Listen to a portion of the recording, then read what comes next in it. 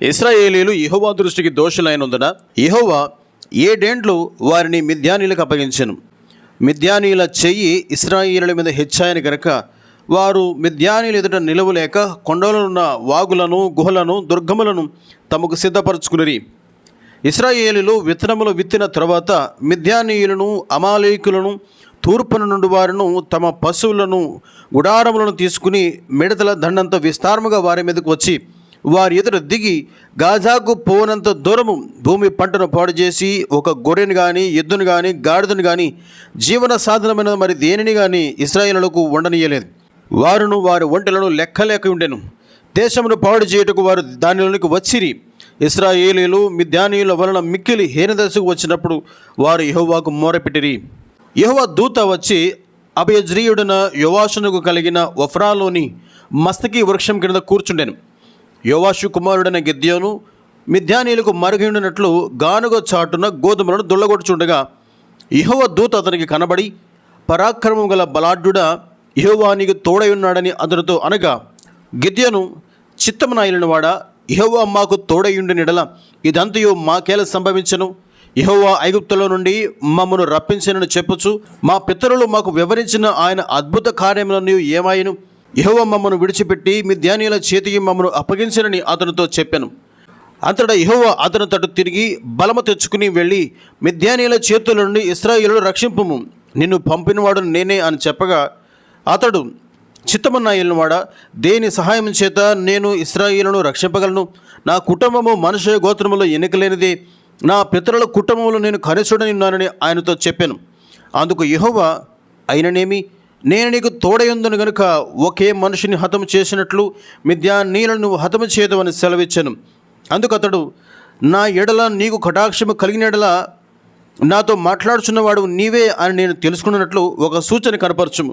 నేను నీ యొద్దకు వచ్చి నా అర్పణమును బయటకు తెచ్చి నీ సన్నిధిని ధనని పెట్టే వరకు ఇక్కడ నుండి వెళ్ళకుమి అని వేడుకొనగా, ఆయన, నీవు తిరిగి వచ్చే వరకు నేను ఉండేదనను. అప్పుడు గిద్యోను లోపలకు పోయి ఒక మేక పిల్లను, పొంగని భక్ష్యములను సిద్ధపరిచి ఆయన కొరకు ఆ మస్తకి వృక్షం క్రిందికి దానిని తీసుకుని వచ్చి దగ్గర ఉంచగా, దేవుని దూత ఆ మాంసమును, పొంగని భక్ష్యములను పట్టుకుని రాతి మీద పెట్టి నీళ్లు పోయమని అతనితో చెప్పాను. అతడు అలాగూ చేయగా యెహోవా దూత తన చేతులున్న కర్రను చాపి దాని కొనతో ఆ మాంసమును, ఆ పొంగని భక్ష్యములను ముట్టినప్పుడు అగ్ని ఆ రాతిలో నుండి వెడలి ఆ మాంసమును, పొంగని భక్ష్యములను కాల్చివేశాను. అంతటా యెహోవా దూత అతనికి అదృశ్యమాయను.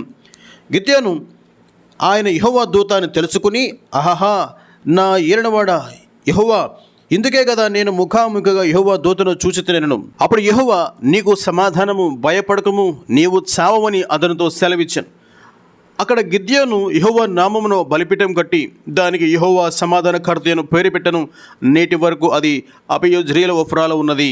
మరియు ఆ రాత్రి అందే యెహోవా, నీ తండ్రి కోడెను అనగా 7 ఏండ్ల 2వ ఎద్దును తీసుకుని వచ్చి నీ తండ్రి కట్టిన బయలు యొక్క బలిపీఠమును పడగొట్టి దానికి పైగానున్న దేవతా స్తంభమును నరికివేసి తగిన ఏర్పాటుతో ఈ బండ కొనను నీ దేవుడైన యెహోవాకు బలిపీఠమును కట్టి ఆ 2వ కోడిని తీసుకుని వచ్చి నీవు నరికిన ప్రతిమ యొక్క కర్రతో దహన బలి నర్పించుమని అతనితో చెప్పాను. కాబట్టి గిద్యోను తన పనివారిలో 10 మందిని తీసుకుని వచ్చి యెహోవా తనతో చెప్పినట్లు చేశాను. అతడు తన పితరుల కుటుంబమునకు ఆ ఊరి వారికి భయపడినందున పగలు దానిని చేయలేక రాత్రి వేళ చేశాను. ఆ ఊరి వారు వేకువని లేచినప్పుడు బయలు యొక్క బలిపీఠము విరగొట్టబడి ఉండెను. దానికి పైగానున్న దేవతా స్తంభమును పడద్రోయబడి ఉండెను. కట్టబడిన ఆ బలిపీఠం మీద ఆ 2వ ఎద్దు అర్పింపబడి ఉండెను. అప్పుడు వారు ఈ పని ఎవరు చేసినదని ఒకరితోనొకరు చెప్పుకొనుచు విచారణ చేసి వెదకి యోవాషు కుమారుడైన గిద్యోను ఆ పని చేసినట్టు తెలుసుకునిరి. కాబట్టి ఆ ఊరి వారు, నీ కుమారుడు బయలు యొక్క బలిపీఠమును పడగొట్టి దానికి పైగానున్న దేవతా స్తంభమును పడద్రోసిన కనుక అతడు చావవలెను, వారిని బయటకు తెమ్మని యోవాషుతో చెప్పగా, యోవాషు తనకు ఎదురుగా నిలిచిన వారందరితో, మీరు బయలుపక్షముగా వాదింతురా, మీరు వాని రక్షించుదురా? వాని పక్షముగా వాదించువాడు ఈ ప్రొద్దుననే చావలను. ఎవడో వాని బలిపీఠమును విరగొట్టును గనుక వాడు దేవత అయినందున తన పక్షమున తానే వాదించవచ్చును. ఒకడు తన బలిపీఠమును విరగొట్టినందున అతనితో బయలు వాదించుకుని చెప్పి ఆ దినమున అతనికి యెరుబ్బయలను పేరు పెట్టాను. మిద్యానీయులందరూ, అమాలేకీయులందరూ, తూర్పు వారందరూ కూడి వచ్చి నది దాటి యెజ్రెయేలు మైదానంలో దిగగా యెహోవా ఆత్మ గిద్యోనును ఆవేశించాను. అతడు బోర ఊదినప్పుడు అబియెజరు కుటుంబం వారు అతని ఎదుగు వచ్చిరి. అతడు మనుషులందరి ఎదుగు దూతలను పంపగా వారును కూడుకుని అతని ఎదుగు వచ్చిరి. అతడు ఆషేరు, జెబూలూను, నఫ్తాలి గోత్రముల వారి ఎదుగు దూతలను పంపగా వారును కూడిన వారిని ఎదుర్కొనుటకు వచ్చిరి. అప్పుడు గిద్యోను, నీవు సెలవిచ్చినట్లు నా చేత ఇశ్రాయేలును రక్షించని ఉద్దేశించిన ఎడల నేను కళ్ళమున గొర్రెబొచ్చు ఉంచిన తర్వాత నేల అంతయు ఆరియుండగా ఆ గొర్రెబొచ్చు మీద మాత్రమే మంచు పడిన ఎడల నీవు సెలవిచ్చినట్లు ఇశ్రాయేలును నా మూలముగా రక్షించదవని నేను నిశ్చయించుకుందనని దేవునితో అనెను. అలాగున జరిగెను. అతడు ప్రొద్దుట లేచి ఆ బొచ్చును పిడిచి నీళ్లతో పాత్ర నిండు వరకు ఆ బొచ్చు నుండి మంచును పిండెను. అప్పుడు గిద్యోను, నీ కోపము నా మీద మండనీకము, ఇంకొక మారే ఆ బొచ్చు చేత శోధింప సెలవిము. నేల అంతటి మీద మంచు పడి ఉండగా ఆ బొచ్చు మాత్రమే పొడిగా ఉండనిమ్మని దేవునితో అనగా ఆ రాత్రి దేవుడు అలాగున చేసెను. నేల అంతటి మీద మంచు పడినను ఆ బొచ్చు మాత్రమే పొడిగా ఉండెను. అప్పుడు గిద్యోనును అతనితో ఉన్న జనులందరూ వేకువను లేచి హరోదు బావి యొద్ద దిగగా లోయలోని మోరే కొండకు ఉత్తరముగా మిద్యానీయుల దండెపాళెం వారికి కనబడెను. యెహోవా, నీతోనున్న జనులు ఎక్కువ మంది, నేను వారి చేతికి మిద్యానీయులను అప్పగింప తగదు. ఇశ్రాయేలీలు నా బాహుబలము నాకు రక్షణ కలుగజేసుకొననుకుని నా మీద అతిశయించదనేమో. యెహోవా చెప్పిన పరీక్షల్లో గెలిచిన 300 మంది ద్వారా నేను మిమ్మల్ని రక్షించదను. మిగిలిన జనులందరూ తమ తమ చోట్లకు వెళ్ళవచ్చని గిద్యోనుతో సెలవివ్వగా 31,700 మంది తమ తమ స్థలాలకు వెళ్ళిపోయిరి. ఆ రాత్రి యెహోవా గిద్యోనుతో ఇట్లనెను, నీవు లేచి దండు మీదకు పొమ్ము, నీ చేతికి దానిని అప్పగించదను. పోవటకు నీకు భయమని ఎడల నీ పనివాడిన పూర్వతో కూడా దండకు దిగిపోము. వారు చెప్పుకొనుచున్న దానిని వినిన తర్వాత నీవు ఆ దండులోనికి దిగిపోవటకు నీ చేతులు బలపరచబడినని చెప్పగా అతడును అతని పనివాడిన పూరాయును ఆ దండులోనున్న సన్నద్ధులు పోయిరి. మిద్యానీయులను, అమాలేకీయులను, తూర్పు వారును లెక్కకు మిడతల వలె ఆ మైదానంలో పరుండి వారి ఒంటెలు సముద్ర తీరమందున్న ఇసుక రేణువుల వలె లెక్కలేనివై ఉండెను.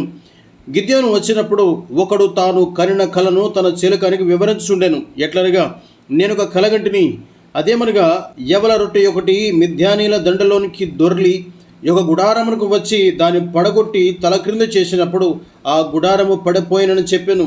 అందుకు వాని చెలికాడు, అది ఇశ్రాయేలు వాడైన యోవాషు కుమారుడు గిద్యోను కట్టమే గాని మరేమీ కాదు. దేవుడు మిద్యానీయులను ఈ దండంతటిని అతని చేతికి అప్పగింపబోచున్నాడని ఉత్తరమిచ్చును. గిద్యోను ఆ కల వివరమును దాని తాత్పర్యమును వినినప్పుడు అతడు యెహోవాకు నమస్కారం చేసి ఇశ్రాయేలుల దండలోనికి తిరిగి వెళ్ళి, లెండి, యెహోవా మిద్యానీయుల దండను మీ చేతికి అప్పగించుచున్నాడని చెప్పి ఆ 300 మందిని 3 గుంపులుగా చేసి బోరను, వట్టి కుండను, ఆ కుండలలో దివిటేలను ప్రతి వాని చేతికిచ్చి వారితో ఇట్లనెను, నన్ను చూచి నేను చేయనట్లు చేయుడి. ఇదిగో నేను వారి దండు కొట్టకొనకు పోచున్నాను. నేను చేయనట్లు మీరును చేయవలను. నేనును నాతో ఉన్నవారిను బోరలు ఊదినప్పుడు మీరును దండె పాళ్లమంతటి చుట్టూ బోరను ఊదచు యెహోవాకును గిద్యోనుకును విజయమని కేకలు వేయవలని చెప్పెను. అట్లు నడిజాము మొదటి కావలి వారు ఉంచబడగాని గిద్యోనును అతనితోనున్న 100 మంది దండె పాళ్లము కొట్టకొనకు పోయి బోరలను ఊది తమ చేతులున్న కుండలను పగలగొట్టిరి. అట్లు ఆ 3 గుంపుల వారు బోరలు ఊదుచు ఆ కుండలను పగలగొట్టి ఎడమ చేతులలో దివిటేలను, కుడి చేతులలో ఊదరికి బోరలను పట్టుకుని యెహోవా ఖడ్గము, గిద్యోను ఖడ్గము అని కేకలు వేసిరి. వారిలో ప్రతి వాడును తన చోటను దండు చుట్టూ నిలుచుండగా ఆ దండు వారందరూ పరిగెత్తుచు కేకలు వేచు పారిపోయి ఆ 300 మంది బోరలను ఊదినప్పుడు యెహోవా దండంతటిలోనూ ప్రతి వాని ఖడ్గమును వాని పొరుగు వాని మీద త్రిప్పెను. దండు శరీరాతు వైపుననున్న బేత్షిత్తా వరకు, తబ్బాతునొద్దనున్న ఆబెల్మెహోలా తీరము వరకు పారిపోగా నఫ్తాలి గోత్రముల నుండి, ఆషేరు గోత్రముల నుండి, మనష్షే గోత్రముల నుండి పిలిపింపబడిన ఇశ్రాయేలులు కూడుకుని మిద్యానీయులను తరిమిరి.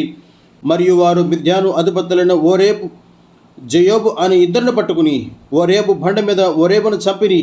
జయోబు ద్రాక్షల తొట్టి యొద్ద జయోబును చంపి మిద్యానీయులను తరుముకుని పోయిరి. ఓరేబు, జయోబుల తలలను యోర్దాను అవతలికి గిద్యోను నదికి తెచ్చిరి. గిద్యోనును అతనితోనున్న 300 మందిను అలసటగానున్నను శత్రువును తరముచి యోర్దాను నదుకు వచ్చి దాటిరి. అతడు, నా వెంటనున్న జనులు అలసి ఉన్నారు, ఆహారమునకు రొట్టెలు వారికి దయచేయుడి. మేము మిద్యాను రాజులైన జబహును, సల్మన్నాను తరుముచున్నామని సుక్కోతు వారితో చెప్పగా, సుక్కోతు అధిపతులు జబహు, సల్మన్నా అను వారి చేతులు ఇప్పుడు నీ చేతికి చిక్కినవి కనుక మేము నీ సేనకు ఆహారం ఇవ్వాలని అడిగిరి. అందుకు గిద్యోను, ఈ హేతు చేతను జబహును, సల్మున్నాను యెహోవా నా చేతికి అప్పగించిన తర్వాత నూర్చు కొయ్యలతోనూ కంపలతోనూ మీ దేహములను నూర్చివేదనని చెప్పాను.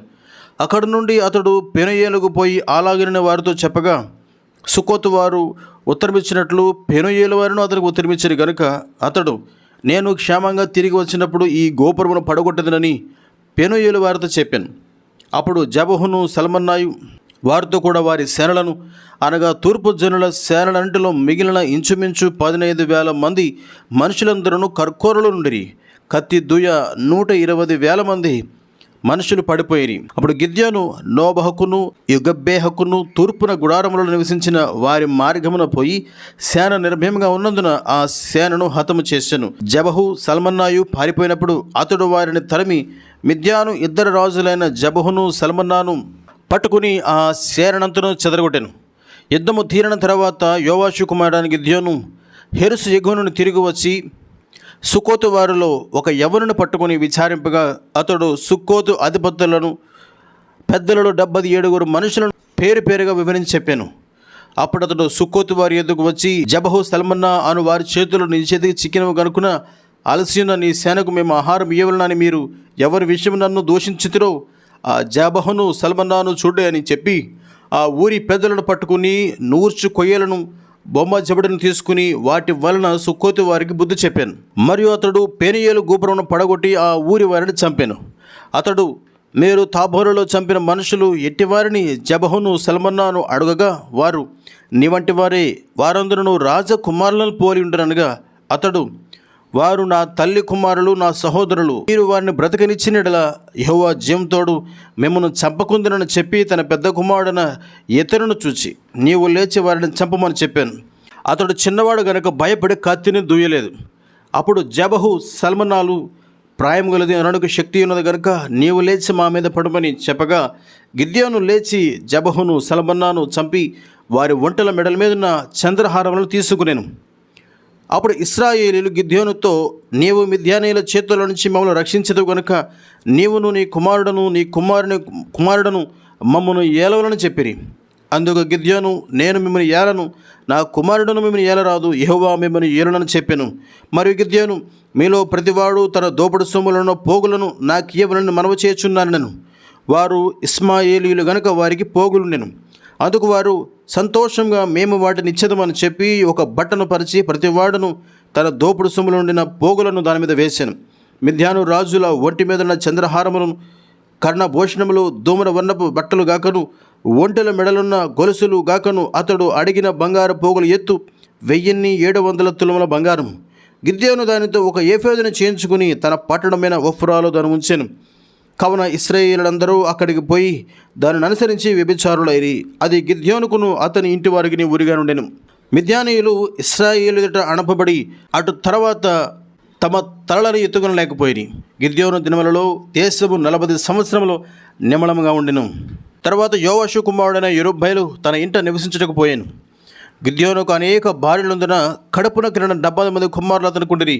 షెకెములోనున్న అతని ఉపపత్నియు అతనికి ఒక కుమారుని కనగా గిద్యోను వానికి అబీమెలెకు అని పేరు పెట్టెను. యోవాషు కుమారుడైన గిద్యోను మహావృతుడై చనిపోయి అబయజ్రీయుల ఉఫ్రాలున తన తండ్రైన యోవాషు సమాధిలో పాతి పెట్టబడెను.